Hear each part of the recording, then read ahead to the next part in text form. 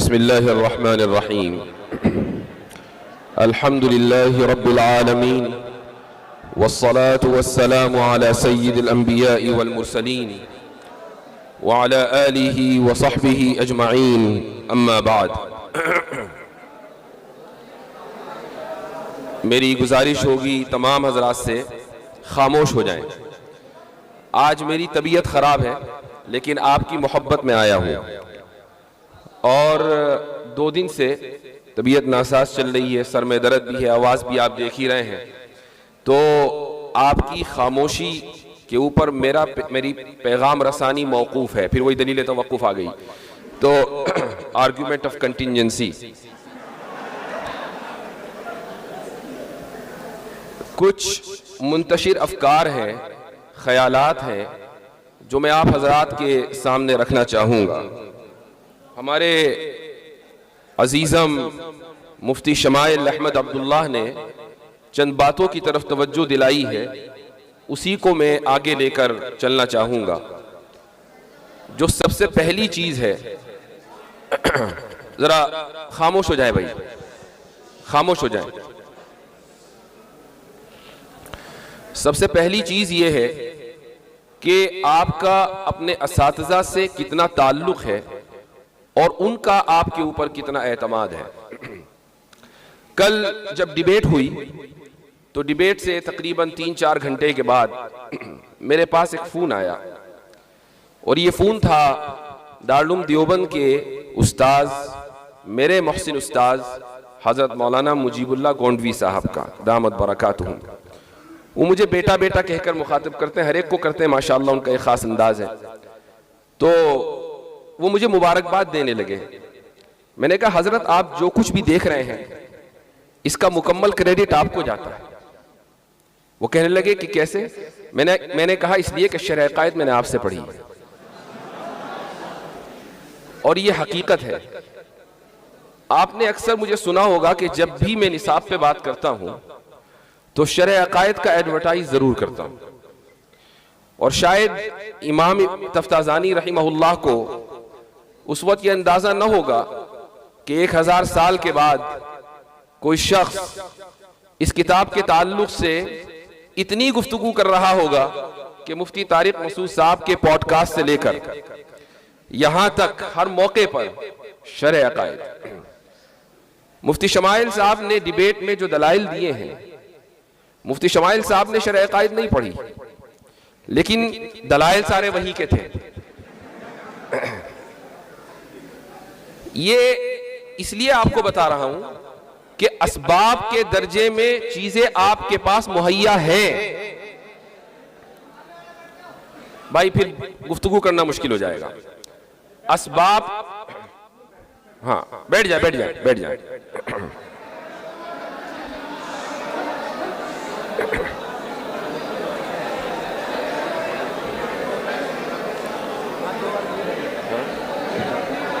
بیٹھ جائیں بیٹھ جائیں بیٹھ جائیں، پھر بولنا مشکل ہو جائے گا۔ تو اسباب کے درجے میں چیزیں آپ کے سامنے موجود ہیں، آپ کے لیے مہیا ہیں۔ میں نے آج ہی کسی سے کہا کہ حضرت نانوتوی رحمہ اللہ نے دلیل توقف کو، اور یہ جو آرگیومنٹ آف کنٹینجنسی کل سے بہت مشہور ہوا ہے، کسی کو اس کی توقع نہیں تھی کہ کانسٹیٹیوشن کلب میں کبھی بطلان تسلسل کیا جائے گا اور برہان تطبیق دی جائے گی۔ یہ سارے کے سارے دلائل آپ اگر ہفتوں میں پڑھتے ہیں اور شرح عقائد آپ نے پڑھی ہے تو آپ کو معلوم ہونے چاہیے، لیکن ہم نے وہ دور بھی دیکھا ہے کہ جب ان دلائل کو، بلکہ آپ تو اس دور سے گزر رہے ہیں کہ جبکہ ان دلائل کو اس لیے پڑھا جاتا ہے کہ امتحان میں نمبر اچھے آلے ہیں، اور مجھے افسوس کے ساتھ کہنا پڑتا ہے کہ بہت سے مدارس میں، دارالعلوم دیوبند کی بات نہیں ہے، بہت سے مدارس میں میں نے یہ سنا ہے کہ اساتذہ خود یہ کہہ دیتے ہیں کہ بھئی کتاب بہت مشکل ہے، اب امتحان بھی آ رہا ہے، چلو بھئی ورق گردانی کر لو۔ تو اگر کل ہم نے ایک ایسی ڈیبیٹ میں کہ سامنے ایک ملحد تھا، ملحدوں کا بہت بڑا چہرہ تھا، اور آڈینس میں JNU کے پروفیسرز اور کہاں کے لوگ یہ سب موجود تھے، اور وہاں دلیل توقف کے جس کو حضرت نانوتوی رحمہ اللہ نے تقریر دلپذیر میں لکھ دیا، یعنی آرگیومنٹ آف کنٹینجنسی وہ مفتی شمائل صاحب پیش کر رہے تھے، اور بطلان تسلسل وہ مفتی شمائل صاحب پیش کر رہے تھے. یہ تصور نہیں تھا چند سال پہلے تک کہ یہ مباحث اس لیول کے اوپر ڈسکس کیے جائیں گے.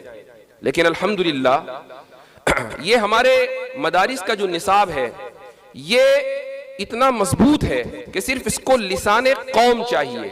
اگر لسان قوم آپ کے پاس آ جائے تو پیغام کے اندر کسی تبدیلی کی کوئی ضرورت نہیں ہے. تو سب سے پہلی بات تو یہ ہے کہ اساتذہ کا اعتماد. اس موقع پر ایک بات مجھے یاد آئی اور میں تحدیث نعمت کے طور پر کہنا چاہوں گا. میں ایک مرتبہ حضرت مفتی سعید پالنپوری رحمہ اللہ کی خدمت میں حاضر تھا. دارالعلوم دیوبند سے میں نے اس سال افتاء مکمل کیا تھا اور ارادہ یہ تھا کہ کہیں باہر پڑھنے جاؤں گا. تو میں حضرت کے پاس ویسے ہی مشورے کے لیے پہنچ گیا اور میں نے حضرت سے کہا کہ حضرت میں جامع ازہر پڑھنے جانا چاہتا ہوں اور آپ کا مشورہ کیا ہے؟ تو حضرت کا ایک خاص انداز تھا، انہوں نے کہا جاؤ. تو میں نے کہا کہ حضرت میں نے سنا ہے کہ وہاں عقائد خراب ہو جاتے ہیں. تو حضرت نے کہا کہ ہمیں تمہارے تعلق سے فکر نہیں ہے، تمہارا عقیدہ خراب ہوگا تو ہم صحیح کر دیں گے. یہ حضرت کا اعتماد تھا ایک شاگرد کے اوپر. میں جب اس واقعے کو سوچتا ہوں تو رونگٹے کھڑے ہو جاتے ہیں. اور یہ وہ بات ہے کہ مجھے اپنے راستے سے ہٹنے نہیں دیتے، چونکہ میرے استاد نے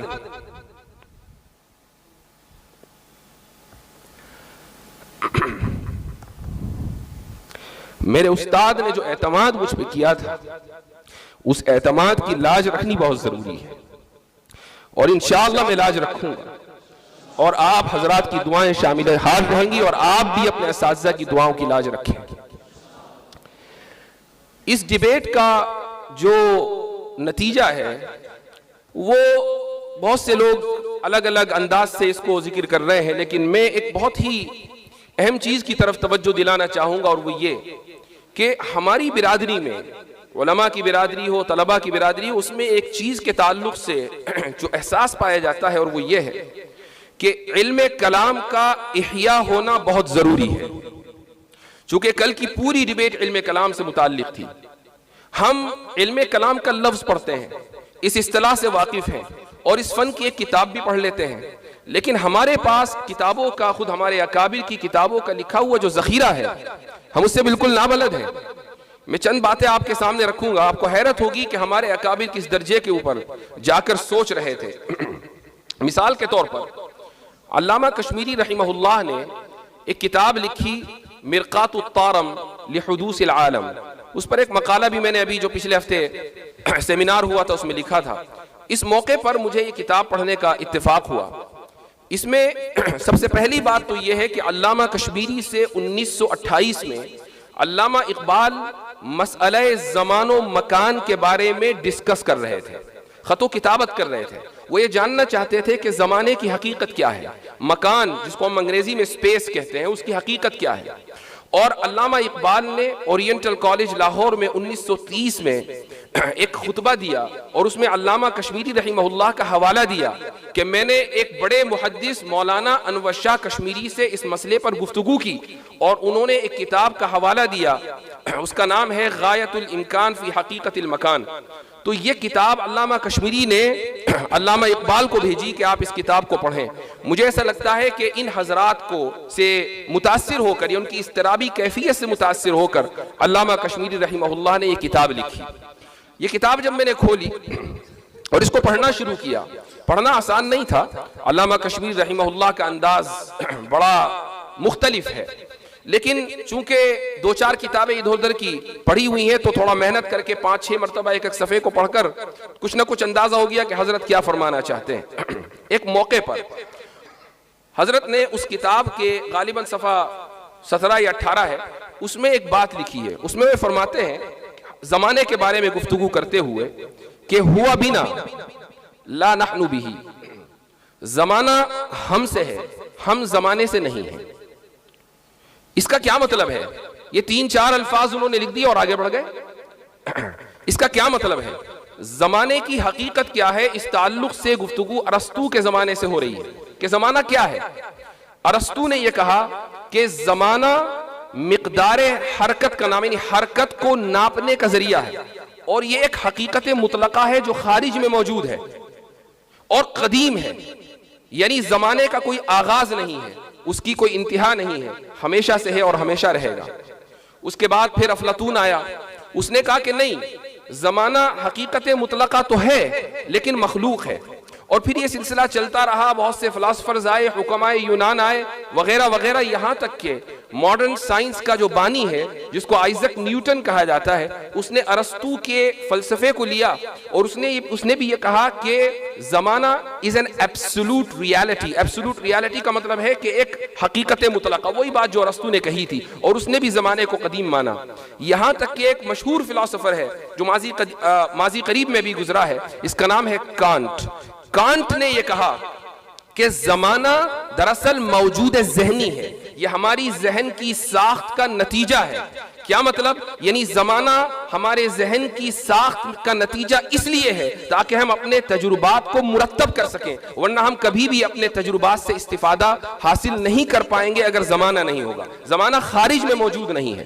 علامہ کشمیری رحمہ اللہ ان تمام مباحث سے واقف تھے، وہ ارسطو کے فلسفے سے واقف تھے، وہ افلاطون کے فلسفے سے واقف تھے، وہ آئزک نیوٹن کی رائے سے واقف تھے، وہ کانٹ کے فلسفے سے واقف تھے، اور یہی وجہ ہے کہ انہوں نے کانٹ کے اس فلسفے کو ترجیح دی اور یہ کہا کہ زمانے کے بارے میں کہ الزمان ہوا بھی لا نحن بھی ہوا بنا، کہ زمانہ ہم سے ہے، یعنی ہمارے ذہن میں ہے، وہ موجود ذہنی ہے، زمانہ خارج میں حقیقت مطلقہ نہیں ہے۔ یہ بات مرقات الطارم میں حضرت علامہ کشمیری رحمہ اللہ فرما رہے ہیں، لیکن اس کے بعد جو انہوں نے ایک جملہ فرمایا وہ ہے کل کی ڈیبیٹ سے متعلق۔ حضرت فرماتے ہیں کہ وَإِذًا لَا مَعْنَى لِإِلْزَامِ تَعَطُّلِ الْفَيْضِ وَنَحْوِهِ۔ اب کیا مطلب ہے اس کا؟ عبارت بظاہر جناتی ہے لیکن اس کے پیچھے وسیع مفاہیم چھپے ہوئے ہیں۔ کل جاوید اختر نے اپنی باری میں جب وہ ڈیبیٹ کر رہے تھے تو انہوں نے ایک بات کہی، انہوں نے یہ کہا کہ بھائی خدا اگر ہمیشہ سے ہے تو وہ کائنات بنانے سے پہلے کیا کر رہا تھا؟ یہ سوال آیا تھا۔ اب اس کا جواب کہیں اور نہیں ہے، خود علامہ کشمیری نے ان 3 الفاظ میں دے دیا، اذن لا معنی لِإِلْزَامِ تَعَطُّلِ الْفَيْضِ وَنَحْوِهِ۔ کیا مطلب ہے اس کا؟ اس کا مطلب یہ ہے کہ اگر زمانہ ہم سے ہے، زمانہ خارج میں حقیقت مطلقہ نہیں ہے، تو پھر یہ اعتراض ہی لازم نہیں آتا کہ زمانے سے پہلے خدا کیا کر رہا تھا، چونکہ زمانہ تو خارج میں ہی نہیں۔ اب یہ بات 3-4 الفاظ میں حضرت علامہ کشمیری رحمہ اللہ نے اپنی کتاب کے اندر لکھ دی ہے، لیکن یہ ہماری کمی ہے کہ ہم ان مباحث سے واقف نہیں ہیں، ہم ان کتابوں سے واقف نہیں ہیں۔ تو جب میں یہاں طلبہ عزیز سے مخاطب ہوتا ہوں، اور ایسا کئی مرتبہ ہوا، تو میری کوشش یہ رہتی ہے کہ میں علم کلام کے احیاء کے تعلق سے طلبہ کی توجہ مبذول کراؤں، اساتذہ کی توجہ مبذول کراؤں۔ یہ وہ کتابیں ہیں کہ جن کو سبقاً درساً ہمیں پڑھنے کی ضرورت ہے۔ اگر یہ کتابیں ہم پڑھیں گے تو دنیا کے کسی بھی فورم پر جا کر ہم گفتگو کر سکتے ہیں، ڈیبیٹ کر سکتے ہیں، مکالمہ کر سکتے ہیں۔ ضروری یہ ہے کہ آپ اپنے اسلاف کی تراث سے جڑیں اور ان کی لکھی ہوئی کتابوں اور ان کی چھوڑی ہوئی تحریرات سے آپ استفادہ کریں، تب جا کر یہ ممکن ہوگا کہ آپ ان فورمز پر جا کر گفتگو کر سکیں گے۔ ایک اور بات کل کی ڈیبیٹ میں آئی تھی، اور وہ یہ تھی کہ جب ویسے عام طور سے سوال جواب ہوتا ہے اور خصوصاً جب اتنا ٹینسڈ ماحول ہو، آپ کو اس کا اندازہ نہیں ہے، چونکہ ہم اس کمرے میں موجود تھے جہاں 200 افراد تھے اور ماحول بڑا ٹینس تھا۔ ابھی مفتی شمائل صاحب اپنی بات کر رہے تھے، اب یہ تھا کہ بھئی اب جاوید اختر کیا کہیں گے۔ وہ جاوید اختر نے اپنی بات کہی، میرے ذہن میں یہ چل رہا تھا کہ مفتی شمائل کیسے اس کا جواب دیں گے، اور ٹینس ماحول، ہر ایک آدمی اس سے متاثر تھا۔ اب سوال و جواب کا سیشن شروع ہوا تو بات جینوسائیڈ کے اوپر آ گئی، غزہ میں جو حالات چل رہے ہیں، کہ بھئی اللہ تعالیٰ اگر عادل ہے اور اس کی صفت عادل ہے تو پھر آخر وہ ظلم کو روا رکھے ہوئے کیوں ہے، وہ مداخلت کر کے اس ظلم کو کیوں نہیں روک دیتا۔ یہ بات وہاں آئی اور مفتی شمائل صاحب نے جو جواب دیا وہی حقیقی جواب ہے۔ جواب یہ تھا کہ اللہ تعالیٰ الحکیم ہے، وہ العلیم ہے، یعنی اس کی حکمت انلمیٹڈ، انفینٹ یعنی غیر محدود ہے، اور اس کا علم غیر محدود ہے۔ اگر آپ اس کے ایک ایک فعل، جو خود افعال اس کے غیر محدود ہیں، ایک ایک فعل کی حکمت کو جاننے کا مطالبہ کریں تو آپ خود اپنے آپ کو العلیم بنانا چاہتے ہیں، جو ممکن نہیں ہے۔ چونکہ اگر آپ کے ذہن میں تمام کی تمام غیر محدود حکمتیں آ جائیں تو علم غیر محدود ہو جائے گا، اور پھر آپ بھی الحکیم ہوں گے اور آپ بھی العلیم ہوں گے، اور یہ ممکن نہیں ہے۔ تو اس لیے اللہ تعالیٰ کی ہر حکمت کو جاننا ممکن نہیں ہے۔ تو اللہ کی کوئی نہ کوئی حکمت ہوگی کہ بچے مرتے ہیں، عورتوں کا ریپ ہوتا ہے، اور نقصان ہوتا ہے، زلزلے آتے ہیں اور طوفان آتے ہیں، اور طرح طرح کی آفات و بلیات و مصائب آتے ہیں۔ یہ اللہ تعالیٰ کی اس میں حکمتیں ہیں۔ لیکن یہاں پر ایک بات کا اور اضافہ میں کرنا چاہوں گا۔ حضرت شاہ صاحب رحمہ اللہ نے حجت اللہ البالغہ میں شروع میں ایک مبحث ذکر کیا ہے، اور یہ ہے حسن اور قبح کا۔ بالکل شروع میں یہ مبحث آتا ہے۔ اس میں اشاعرہ کا جو انہوں نے نظریہ پیش کیا ہے وہ یہ ہے کہ اشاعرہ کے نزدیک حسن اور قبح نقلی ہے، عقلی نہیں ہے۔ کیا مطلب؟ اس کا مطلب یہ ہے کہ اللہ نے جس کام کو حسن قرار دیا، جس کا حکم دیا وہ حسن ہے، اور اللہ نے جس کام سے روکا وہ قبیح ہے، اور اللہ کے کسی بھی فعل میں اور کسی بھی کام میں قبح ممکن نہیں ہے۔ یہ اشاعرہ کا نقطہ نظر ہے۔ اب اس نقطہ نظر کو اس سوال کے اوپر فٹ کریں، جب اللہ کا کوئی بھی کام قبیح نہیں ہے، اس کا ہر کام حسن ہے، اور مالک الملک ہے، وہ اپنی ملکیت میں جس طریقے سے چاہے تصرف کرے۔ آپ لبرلز کو یہ کہیں کہ بھائی تم عورتوں کو ابورشن کی اجازت دیتے ہو، کیوں؟ وہ یہ کہتے ہو کہ بھائی میرا جسم میری مرضی کا اصول ہے نا، یہ اس عورت کا جسم ہے، اس کی مرضی ہے، وہ چاہے اسقاط حمل کرائے یا اسقاط حمل نہ کرائے، تم اس کو مکمل تصرف کا اختیار دیتے ہو، یہاں تک کہ پیٹ میں پلنے والے بچے کی جان لینے کا اختیار دیتے ہو۔ یہ اختیار تم خدا کو کیوں نہیں دیتے؟ کیا یہ اس کی ملکیت نہیں ہے؟ کیا ہم اس کے مملوک نہیں ہیں؟ کیا یہ دنیا اس کے تصرف میں نہیں ہے؟ صاحب تصرف اور صاحب ملک اپنی ملکیت میں جس طریقے سے چاہے تصرف کرے وہ حسن ہی حسن ہوگا۔ ایک مجسمہ ساز اگر مجسمہ بنانے کے بعد مجسمہ توڑ دے تو کون ہے جو اس سے سوال کرے؟ ایک تصویر بنانے والا تصویر بنانے کے بعد تصویر کو پھاڑ دے تو کون ہے جو اس سے سوال کرے؟ خدا نے اس جہاں کو بنایا ہے، سوارا ہے، یہ خدا جانے کہ وہ اس جہاں کے ساتھ کیا کرے گا۔ یہ اشاعرہ کا نقطہ نظر ہے جو حجت اللہ البالغہ میں ذکر کیا گیا ہے۔ یہ جو میں نے یہ سارے مباحث جو آپ کے سامنے میں ذکر کر رہا ہوں اور ڈیبیٹ سے جو کل مکالمہ ہوا ہے اس کا ریفرنس دے رہا ہوں، یہ صرف بتانا مقصد ہے کہ آپ کے پاس وہ تمام مباحث کتابوں میں لکھے ہوئے ہیں۔ یہ کوئی کتابیں یورپ سے نہیں آئی ہیں کہ جن کو پڑھ کر مفتی شمائل نے کل جوابات دیے تھے۔ یہ کتابیں کوئی ایسی لائبریریوں میں نہیں ملتی کہ جہاں آپ پہنچ نہ سکیں، یہ ایسی زبانوں میں نہیں لکھی ہوئی ہیں جس کو آپ پڑھ نہ سکیں، یہ آپ ہی کی زبان میں لکھی ہوئی ہیں، آپ ہی کی بڑوں کی لکھی ہوئی ہیں، آپ ہی کے یہاں دستیاب ہے، اور بہت سو کے یہاں الماری میں رکھی ہوئی بھی ہیں۔ کام صرف اتنا کرنا ہے کہ اٹھانا ہے اور پڑھنا ہے۔